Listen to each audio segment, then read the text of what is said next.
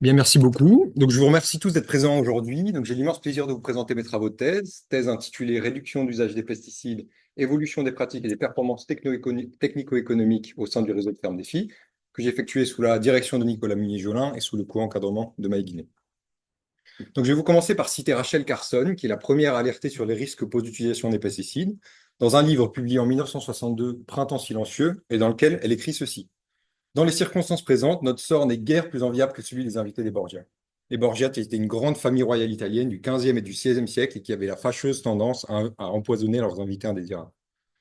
Donc ici, je vous laisse positionner la publication de ce livre qui alertait déjà de la toxicité des pesticides sur la courbe de l'augmentation de la production végétale en France entre 1959 et les années 90, qui au sortir de la Seconde Guerre mondiale était largement portée par l'augmentation de l'utilisation des engrais, mais aussi par l'augmentation de l'utilisation des pesticides. Donc, les pesticides qui sont utilisés pour contrôler les bioagresseurs qui peuvent causer des impacts, entraîner des dommages sur les rendements et engendrer des pertes économiques.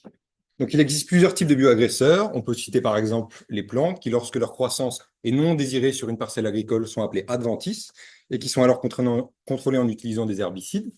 Mais les bioagresseurs peuvent aussi être des insectes. On les contrôle alors en utilisant des insecticides. Ils peuvent être aussi des champignons. On les contrôle alors en utilisant des fongicides, mais il existe aussi d'autres types de bioagresseurs, comme par exemple les nématodes et les rongeurs. Donc la pression régionale en bioagresseurs est largement déterminée par le pédoclimat et l'assolement régional. Ensuite, il existe des éléments paysagers plus locaux, comme par exemple la présence d'un bois, qui va moduler cette pression régionale en bioagresseurs en une pression à l'échelle du paysage, qui évolue d'année en année en fonction des variabilités climatiques. Donc, c'est dans ce contexte que s'insère l'agriculteur ou l'agricultrice qui évolue dans une situation de production qui est caractérisée par un contexte pédoclimatique et socio-économique. Et en fonction de cette situation de production et de sa sensibilité personnelle, l'agriculteur ou l'agricultrice va mettre en œuvre une stratégie qui, lorsqu'elle repose uniquement sur l'utilisation des pesticides, va conduire à ce que la pression locale découle directement de la pression à l'échelle du paysage. Et ensuite, les exploitants vont adapter leurs pratiques, utiliser en l'occurrence des pesticides pour réduire l'impact des bioagresseurs sur les rendements. Lorsqu'à l'inverse, la stratégie repose sur un objectif de réduire l'utilisation des pesticides, l'agriculteur ou l'agricultrice va mettre en œuvre des pratiques de gestion d'abord prophylactiques, donc la diversification culturelle, les stratégies d'évitement, le recours à des variétés résistantes, mais aussi la modération de la fertilisation et le travail du sol. Donc, cette pratique de gestion prophylactique vont permettre de transformer cette pression à l'échelle du paysage en une pression plus locale, qui ensuite va être contrôlée via l'utilisation de pratiques, cette fois curatives, donc par exemple de désherbage mécanique et le biocontrôle. Et ensuite, en fonction de l'efficacité de la mise en œuvre de ces pratiques et de la sensibilité de l'agriculteur, celui-ci ou celle-ci aura recours à l'utilisation des pesticides, tout ça dans une optique d'améliorer l'efficience de ces traitements. Donc cette utilisation en dernier recours de l'utilisation des pesticides est consacrée dans le principe de protection intégrée des cultures, dont la mise en œuvre devrait se généraliser, puisque son implémentation a été rendue obligatoire par la directive 2009-128-CE. Donc il existe plusieurs indicateurs de l'utilisation des pesticides. Ici, on a utilisé l'indice de fréquence de traitement, ou IFT, qui est un indicateur agronomique de la dépendance agronomique à l'utilisation des pesticides, et qui est calculé comme suit. Donc, c'est la dose appliquée fois la surface d'application divisée par la dose de référence fois la surface totale. Donc, à partir de maintenant, quand je dirais IFT, je me référais à utilisation des pesticides. Donc, les pesticides sont aujourd'hui retrouvés jusque dans les fonds marins et beaucoup plus proches de nous, dans 64% des échantillons de cheveux prélevés en France. Donc, même si contamination n'est pas empoisonnement, il y a un certain nombre d'études qui nous démontrent le lien entre l'exposition aux pesticides et la survenue d'un certain nombre de maladies, comme par exemple un certain nombre de cancers, mais aussi la maladie de Parkinson. Ensuite, les pesticides sont aussi à l'origine de pollutions qui peuvent impacter la biodiversité, et en particulier les insectes, dont un grand nombre sont impliqués dans la fourniture de services écosystémiques utiles à la production alimentaire mondiale. Donc, à titre d'exemple, je vous montre ici l'évolution de la distribution saisonnière de la biomasse journalière d'insectes en grammes par jour entre avril et décembre, et de 1989 en bleu foncé à 2016 en jaune. Et on voit que cette biomasse décroît et que ceci est en partie attribué à l'utilisation des pesticides. Donc, compte tenu des risques que pose l'utilisation des pesticides sur la santé et sur la biodiversité, il est évidemment crucial d'en limiter l'utilisation. Pour autant, si je prolonge les courbes que je vous ai montrées tout à l'heure, eh bien, on voit que malgré la réduction de l'utilisation des engrais, ici, qui est aussi associée aux impacts qu'ils peuvent également avoir sur l'environnement, et une réduction d'augmentation, voire une stagnation de la production végétale en France, eh bien, on voit que les pesticides, certes, augmentent moins rapidement, mais leur utilisation continue néanmoins à augmenter, et ce, malgré la mise en œuvre de plans nationaux d'action successifs éco-phyto, qui traduisent à l'échelle nationale les engagements pris à l'échelle européenne par la directive de 1928 CE, en explicitant cet objectif en fixant un objectif de réduire de 50% l'utilisation des pesticides en France. Donc, plusieurs raisons peuvent expliquer ce manque de progrès. La première, c'est le manque de preuves de l'efficacité agronomique et économique à large échelle de la réduction de l'utilisation des pesticides. Le deuxième, c'est l'aversion au risque de réduction des performances économiques des exploitations. Et le troisième, c'est la crainte des conséquences sur la productivité de la ferme France, de la réduction de l'utilisation des pesticides. Pourtant, on dispose d'un certain nombre d'études qui nous démontrent qu'il est possible d'abord d'un point de vue agronomique de réduire l'utilisation des pesticides. Certaines études nous ont d'abord montré qu'il y avait certaines pratiques agricoles qui étaient corrélées positivement ou négativement au niveau d'utilisation des pesticides, laissant penser qu'elles puissent avoir un effet sur le niveau de pression abus-agresseur.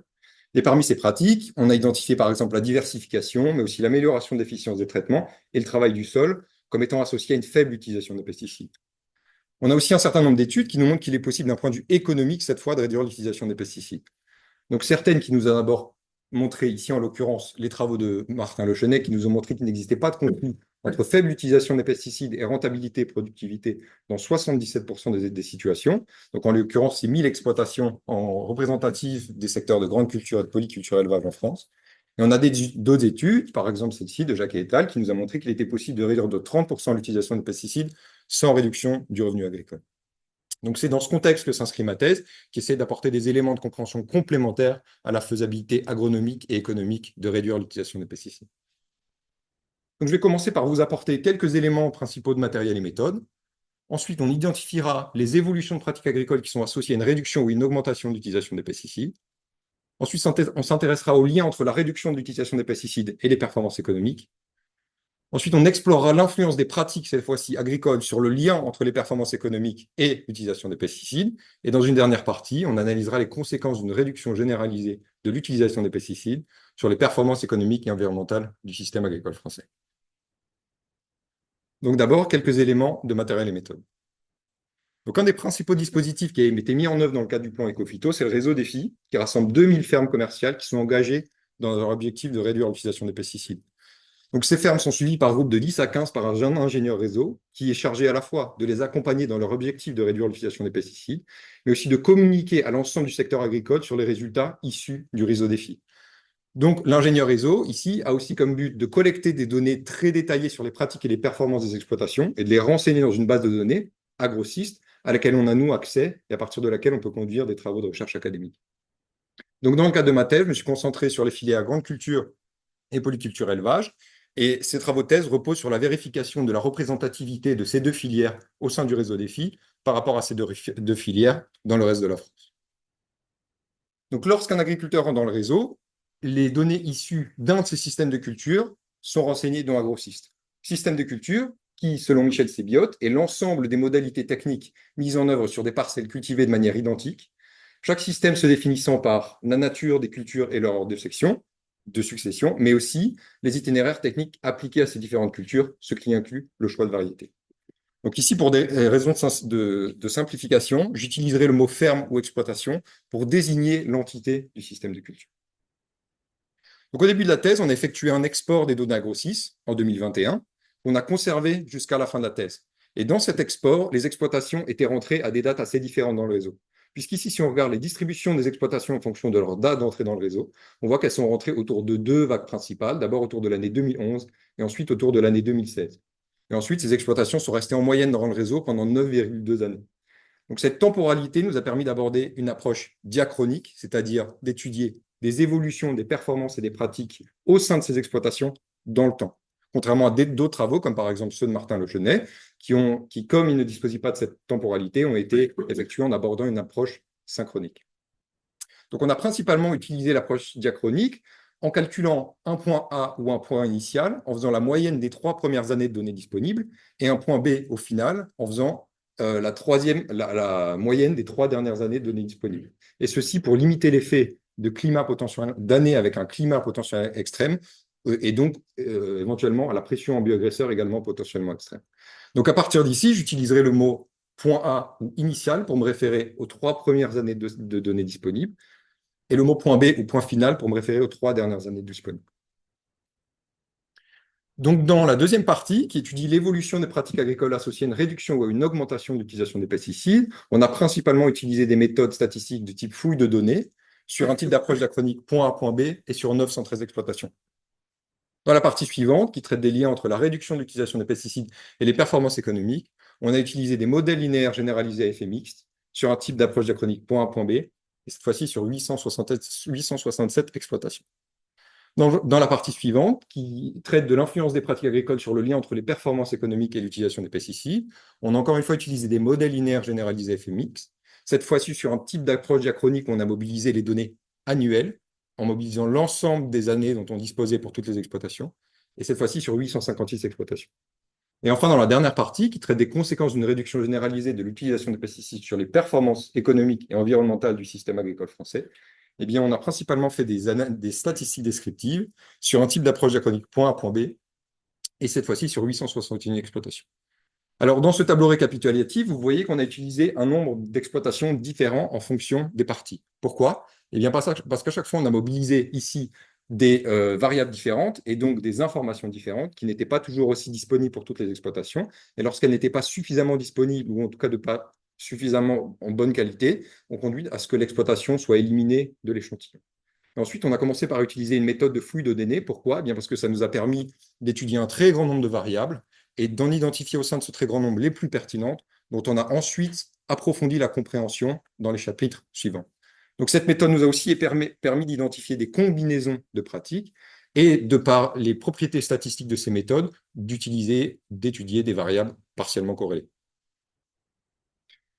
Donc maintenant, on va s'intéresser aux évolutions de pratiques agricoles associées à une réduction ou à une augmentation de l'utilisation des pesticides. Donc pour l'instant, nous en sommes ici. Donc dans cette partie, on se pose la question suivante. Quelles évolutions de pratiques sont associées à une réduction de l'utilisation des pesticides? D'abord à l'échelle du système de culture et ensuite à l'échelle de la culture. Donc les analyses conduites à l'échelle du système de culture ont été valorisées dans un papier qui a été publié dans la revue Agriculture, Ecosystem and Environment. Pour les analyses à l'échelle du système de culture, on a d'abord commencé par créer un arbre de régression suivi d'une forêt aléatoire pour expliquer l'évolution d'IFT total entre le point A et le point B en fonction de l'évolution des pratiques entre le point A et le point B, avec l'état initial de ces pratiques, donc A, et ici des variables descriptives de l'évolution de la situation de production entre le point A et le point B, et ici les modalités initiales des variables descriptives de la situation de production. Donc les variables utilisées pour décrire les pratiques sont les suivantes. Elles sont au nombre de 120 et elles décrivent les assolements, la fertilisation, le régime de travail du sol, les réductions de doses de pesticides, les dates de semis et l'IFT initial. Et ici, on a également pris en compte une variable descriptive de la sensibilité de l'agriculteur. Donc pour décrire la situation de production, on a utilisé 22 variables quantitatives et qualitatives qui décrivaient le climat, les caractéristiques du sol et le contexte économique. Pour les analyses à l'échelle de la culture, on a construit une forêt aléatoire et ensuite on a calculé les valeurs Chapley à partir de cette forêt aléatoire. Donc les valeurs Chapley, ça permet d'identifier le sens de l'effet des variables de la forêt aléatoire. Et ça pourrait expliquer l'évolution de l'IFT, cette fois-ci herbicide, fongicide ou insecticide, entre le point A et le point B, en fonction des évolutions de pratiques, les mêmes qu'ici, entre le point A et le point B. Et ce, sur 4 cultures principales, le blé, le maïs, la betterave et le colza. Donc les principaux résultats qu'on a obtenus sont les suivants. À l'échelle du jeu de données, on observe une réduction de l'IFT de 0,5 points, qui équivaut à une baisse de moins de 18%. On observe une réduction dans 65,7% des fermes et une augmentation dans 34,3% des fermes. Et si ici on regarde la distribution d'exploitation en fonction de leur IFT initial par rapport à leur IFT final, eh bien on voit que certaines avaient un IFT initial qui était très élevé et qui ont fortement baissé. D'autres, à l'inverse, avaient un IFT initial qui était plutôt bas et qui ont fortement augmenté. Mais on voit aussi que beaucoup d'exploitations avaient un IFT initial qui était bas et ont maintenu un IFT final assez bas. Et ici, quand on regarde la carte de la distribution d'évolution des pesticides en France, au sein du réseau défi, eh bien, on voit que les augmentations et les baisses sont plus ou moins uniformément distribuées sur le territoire français. Donc maintenant, je vais vous présenter ce que c'est qu'un arbre de régression. Donc, un arbre de régression, ça va partitionner le jeu de données de manière récursive en 2 sous-jeux de données, en choisissant à chaque fois la variable et sa modalité qui partitionne le jeu de données en 2 sous-jeux de données le plus hétérogènes possible. et ce jusqu'à obtenir ici des clusters au sein desquels la variance de la variable expliquée, en l'occurrence l'évolution de l'IFT, est minimisée, et à partir desquels, ici, on peut conduire des analyses agronomiques un petit peu plus fines. Donc ici, les clusters, les clusters et les feuilles sont coloriés en fonction du degré moyen d'évolution de l'IFT dans les exploitations qui les composent. Donc pour illustrer les résultats, évidemment, je vais me concentrer sur deux clusters de fermes. Le premier, ici, qui est constitué d'exploitations qui ont en moyenne baissé leur utilisation des pesticides, et le deuxième, ici, qui est constitué d'exploitations qui ont en moyenne augmenté leur utilisation de pesticides. Si on s'intéresse d'abord au premier cluster, donc on voit que ces exploitations sont au nombre de 7, dont 6 sont en grande culture. Elles avaient un IFT initial en moyenne qui était très élevé, puisqu'il est de 9,7 par rapport à la moyenne du jeu de données, qui est de 2,8. Et on y observe une réduction moyenne de l'IFT de 67%.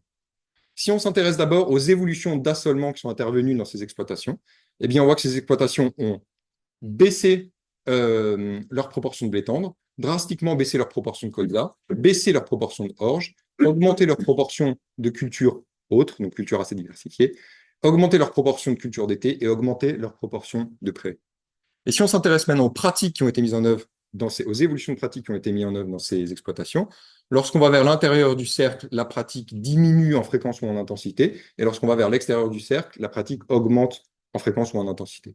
Et on voit que dans ces exploitations ont augmenté leur indice de Shannon. Indice de Shannon qui est un indice de diversité cultivée qui tient à la fois compte du nombre de cultures et de la proportion relative de ces cultures.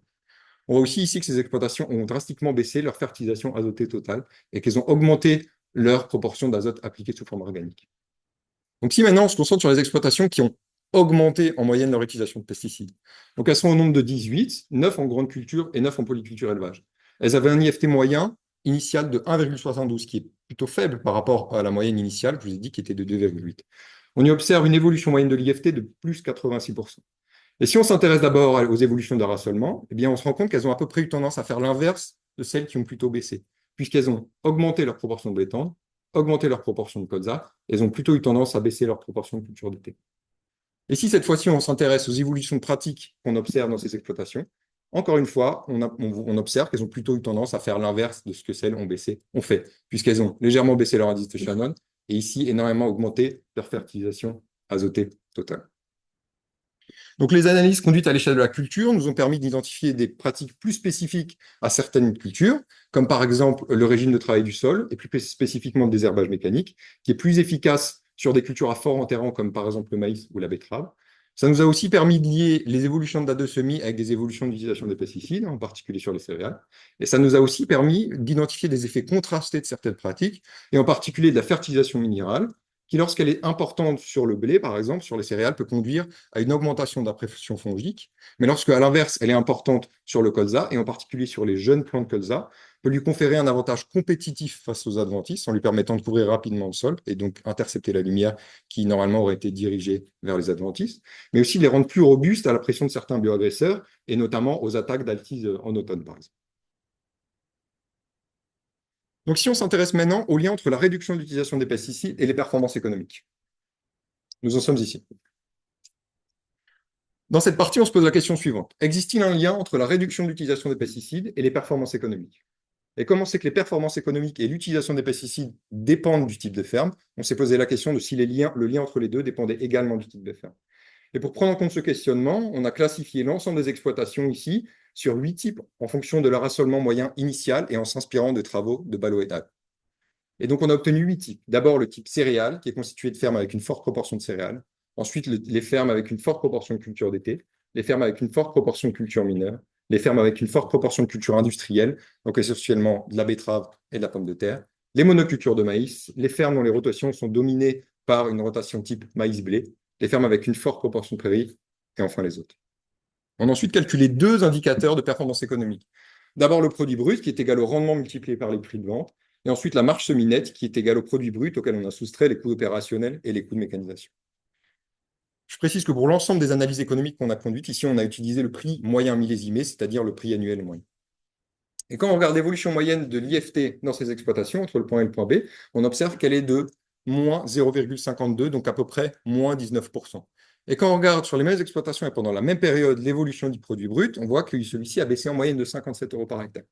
Mais ces évolutions sont très contrastées en fonction du type de ferme, puisqu'on observe par exemple de très grosses réductions en moyenne du produit brut dans les fermes maïs et maïs-blé.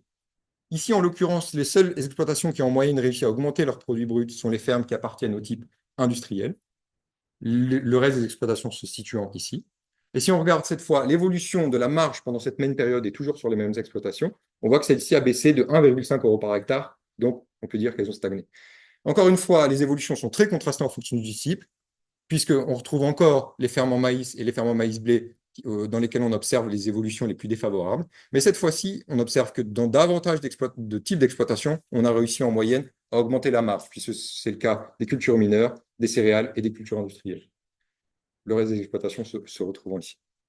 Donc la question plus précise qu'on se pose ici, c'est les évolutions de produits bruts et de marge sont-elles statistiquement liées aux évolutions d'IFT en fonction du type de ferme?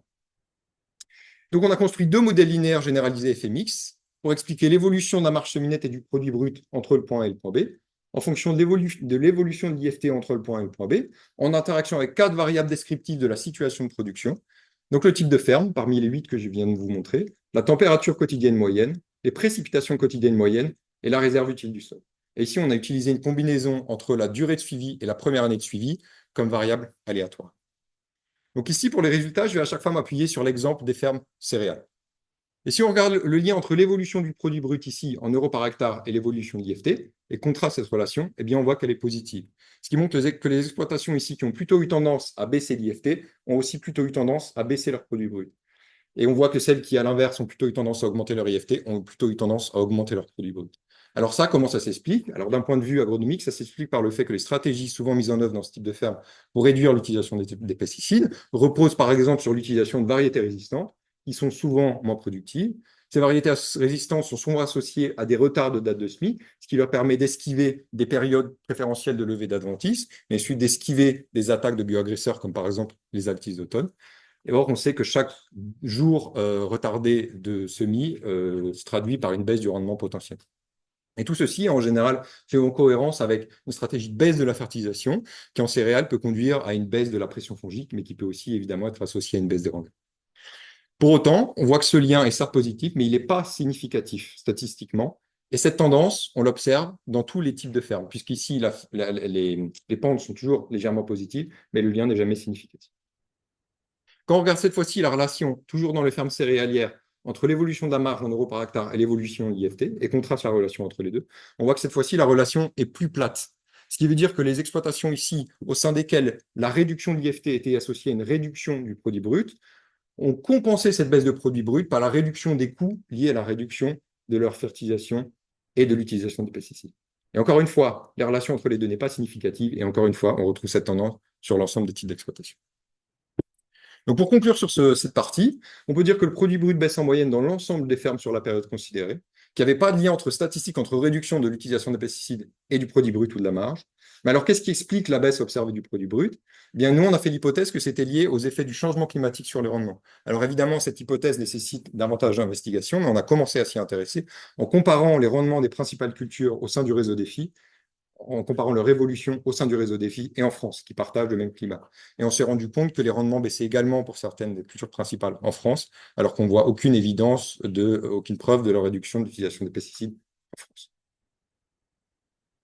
Maintenant, on va s'intéresser à l'influence des pratiques agricoles sur le lien entre les performances économiques et l'utilisation des pesticides. Pour l'instant, nous en sommes ici. Dans cette partie, on se pose la question suivante. Quels sont les liens entre les pratiques agricoles utilisées pour réduire l'utilisation des pesticides et les performances économiques des exploitations? Donc cette partie a trois objectifs. Le premier, c'est d'approfondir la compréhension du lien entre la réduction de l'utilisation des pesticides et les performances économiques à travers l'analyse de l'effet des pratiques utilisées à cet escient. Le deuxième, c'est d'identifier d'éventuelles différences d'effets de ces pratiques en fonction du type de ferme. Et le troisième, c'est de comparer l'effet de ces pratiques sur plusieurs indicateurs de performance. Donc ici, on a utilisé trois indicateurs de performance qui sont complémentaires et qui peuvent intéresser des acteurs diversifiés du monde agricole. On a commencé par la marge semi-nette en euros par hectare, que vous connaissez déjà. Ensuite, la production d'énergie par hectare en mégajoules par hectare, qui est un proxy du rendement et qui permet de comparer le rendement de cultures différentes. On a aussi utilisé la productivité totale des facteurs, qui est un indicateur de à quel point est-ce que les intrants sont utilisés de manière efficiente pour obtenir un niveau de sortant. On a ensuite créé trois modèles linéaires généralisés FMX qui expliquaient l'indicateur de productivité en fonction de l'année de suivi, en interaction avec des indicateurs synthétiques de pratique, Ensuite, la variable du type de ferme, toujours parmi les 8 que je vous ai montré tout à l'heure, en interaction avec des indicateurs synthétiques de pratique. Ensuite, une variable coût et une variable temps de travail. Et ici, on a utilisé l'identifiant de la ferme en effet aléatoire. Je précise ici qu'on a utilisé les données annuelles, et donc en mobilisant l'ensemble des années dont on disposait pour toutes les exploitations. Donc les indicateurs synthétiques de pratique qu'on a utilisés sont les suivants: la fertilisation azotée, l'intensité de travail du sol, l'indice de Shannon fonctionnel. Pourquoi ces trois-ci? Eh bien, c'est parce que c'est ceux qui ont été identifiés comme étant particulièrement liés à une évolution d'utilisation des pesticides dans la partie 2. Et pourquoi l'IFT? Parce qu'évidemment, ça nous intéresse de connaître le lien entre l'IFT et ces trois indicateurs-ci. Donc, cette partie a donné lieu à un certain nombre de résultats, puisqu'on a comparé l'effet de 4 indicateurs synthétiques de pratique: fertilisation azotée, intensité de travail du sol, indice de Shannon fonctionnel et IFT, sur 3 indicateurs de performance: la marge semi-nette, la production d'énergie par hectare et la productivité totale des facteurs.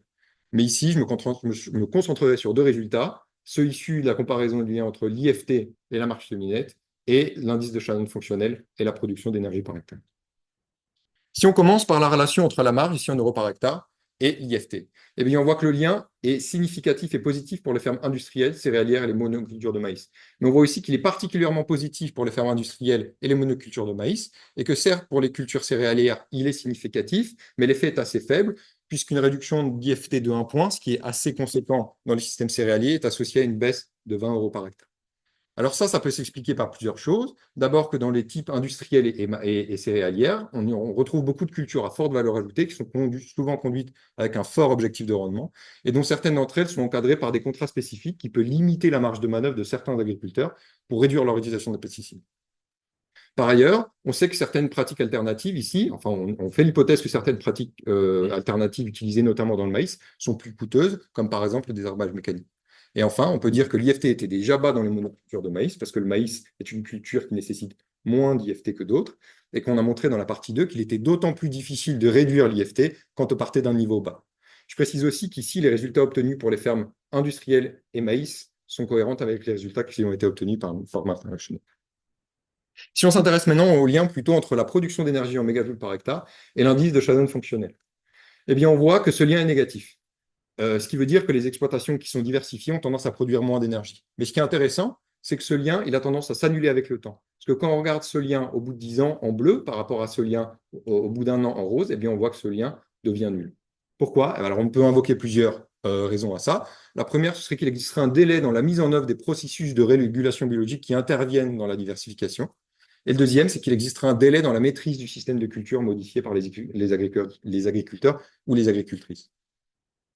Pour conclure sur cette partie, on a vu que la réduction de l'IFT influençait négativement la marge des fermes industrielles et du type céréales maïs. Ça n'aura pas échappé à certains d'entre vous que ces résultats sont en partie contradictoires avec ceux qu'on a montrés dans la partie précédente. Alors, je me pencherai un peu plus en détail là-dessus dans la discussion, mais à ce stade, je peux vous dire deux choses. C'est que ces différences sont en partie liées au fait que dans la partie 3, on a mobilisé des moyennes trisannuelles point A, point B, et dans la partie 4, on a utilisé des données annuelles. On a vu aussi ici qu'il était nécessaire de mobiliser une diversité d'indicateurs complémentaires, et on a vu que les effets de la diversification culturelle devaient être appréhendés sur le long terme. Maintenant, si on s'intéresse aux conséquences d'une réduction généralisée de l'utilisation des pesticides sur les performances économiques et environnementales du système agricole français. Ici. Dans cette partie, on se pose la question suivante. Que se passerait-il si l'ensemble des agriculteurs de France adoptaient les pratiques des agriculteurs défis qui ont baissé l'IFT dans un contexte de production similaire? Donc, on a donc identifié pour chaque exploitation un type du système un type de situation de production qui rassemblait toutes les exploitations qui répondaient aux critères suivants. Elles devaient être de la même filière, appartenir au même type de ferme, avoir une même classe de réserve utile et être situées dans un rayon de 100 km. Et cette proximité agronomique et géographique nous a permis de faire l'hypothèse suivante, qu'elles pouvaient mettre en œuvre les mêmes pratiques et que par la mise en œuvre de ces mêmes pratiques, elles pouvaient obtenir les mêmes performances. Donc, on avait bien pour chaque exploitation un nombre d'exploitations pouvant potentiellement lui servir de modèle. Et au sein de ces exploitations, on a choisi l'exploitation qui allait lui servir de modèle en fonction de 3 scénarios. D'abord, le scénario éco-phyto qui vise à atteindre une baisse de l'utilisation de pesticides de 50% à l'échelle de la France. Ensuite, les scénarios réduction maximale qu'on a construits en faisant en sorte que l'exploitation qui allait servir de modèle ait l'IFT minimisé parmi toutes les exploitations situées dans le même type de situation de production. Et enfin, le scénario contrainte économique qui reprend les mêmes principes que le scénario réduction maximale, mais avec la contrainte supplémentaire que l'exploitation ici, qui est les serveurs de modèle, doit avoir une marge au moins égale ou supérieure à l'exploitation à laquelle elle a les serveurs de modèle. Ensuite, on a pris toutes ces valeurs au point B de pratique et de performance qu'on a appliquées aux exploitations dont elles allaient serveurs de modèle. Ceci a été fait sur l'ensemble des exploitations. Ensuite, les données ont été agrégées d'abord à l'échelle départementale et ensuite à l'échelle de la France, en prenant en compte la surface relative des départements sur l'assolement français. Et ceci a été fait, cette agrégation repose sur l'hypothèse que le réseau défi est représentatif de la ferme France au point A, ce qui a été vérifié dans le premier chapitre du manuscrit. Donc ça nous a bien permis d'obtenir une valeur unique par pratique et par performance à l'échelle de la ferme France, qui correspondait à chacun de nos trois scénarios, scénario éco-phyto, scénario réduction maximale et scénario contrainte économique. Donc maintenant, je vais vous présenter les résultats. D'abord, si on s'intéresse évidemment à la variable d'intérêt, qui est l'évolution de l'utilisation des pesticides, en fonction des trois scénarios par rapport à la ferme France. Eh bien ici, on voit qu'elle a baissé dans tous les scénarios et que cette baisse est maximale dans le scénario réduction maximale de l'IFT. On voit que toutes les composantes de l'IFT ont baissé, mais que celle qui a le plus baissé relativement à son état initial, c'est l'utilisation des fongicides. Si on s'intéresse maintenant aux évolutions de la marge, eh bien on voit que la marge a augmenté dans le scénario éco-phyto et a augmenté dans le scénario contrainte économique, puisqu'elle est passée ici de 660 euros par hectare à 831 euros par hectare, et de 660 euros par hectare à 846 euros par hectare pour le scénario contrainte économique. Alors pourquoi est-ce qu'on voit une augmentation de la marge? Eh bien parce qu'on observe une stagnation du produit brut et une baisse des coûts. Et comme la marge est égale au produit brut moins les coûts, on observe une augmentation de la marge. Si maintenant on regarde les évolutions des principales productions agricoles en fonction des trois scénarios, donc la productivité de la ferme France, ici on raisonne en millions de tonnes. Eh bien on voit que cette productivité serait un petit peu réduite dans tous les scénarios, principalement à cause de la réduction de la production de blé, de colza, de maïs et aussi d'orge. Donc cette réduction, elle est principalement liée à la réduction des rendements des cultures principales, mais aussi à la réduction des proportions allouées à ces cultures principales. Et par ailleurs, on observe qu'on a une augmentation de la production de prairies, de cultures d'été et de légumineuses.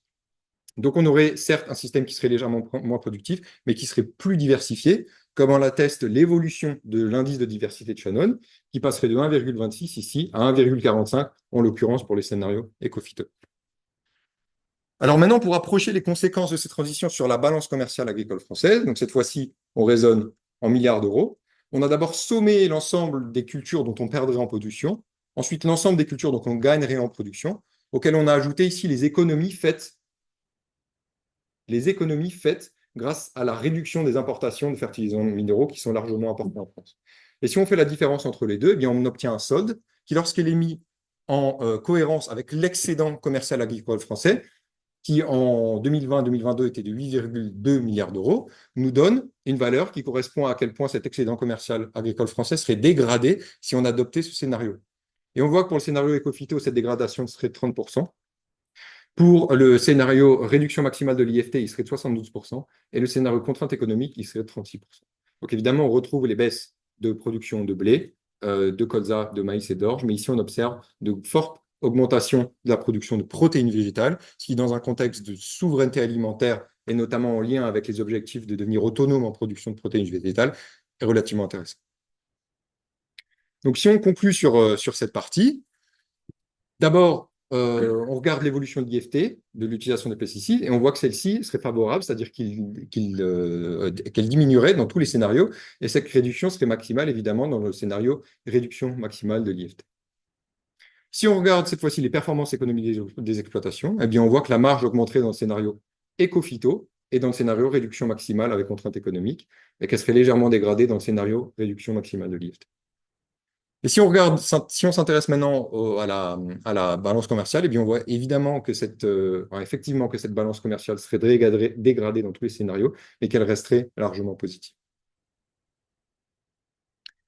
Alors maintenant, pour conclure et élargir sur des limites et des perspectives. Donc, dans la partie 2, on a montré qu'il était possible de réduire l'utilisation des pesticides en contexte commercial en mobilisant une combinaison de pratiques alternatives, d'abord prophylactiques et ensuite curatives.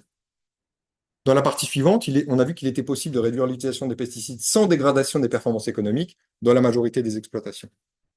Dans la partie suivante, on a d'abord vu que les liens entre les pratiques agricoles et les performances économiques variaient en fonction du type de ferme et que les pratiques avaient des influences contrastées sur les indicateurs de performance économique. On a aussi vu qu'il était nécessaire de considérer une cohorte d'indicateurs de performance économique. Dans la dernière partie, on a vu qu'une réduction de 50% de l'utilisation des pesticides en grande culture et en polyculture élevage était possible, sans réduction de la rentabilité des fermes et en maintenant une balance commerciale excédentaire. Donc ces travaux confirment le pouvoir démonstratif des transitions environnementales, puisqu'elles se basent sur des trajectoires réelles qui sont d'autant plus convaincantes aux yeux de la communauté agricole.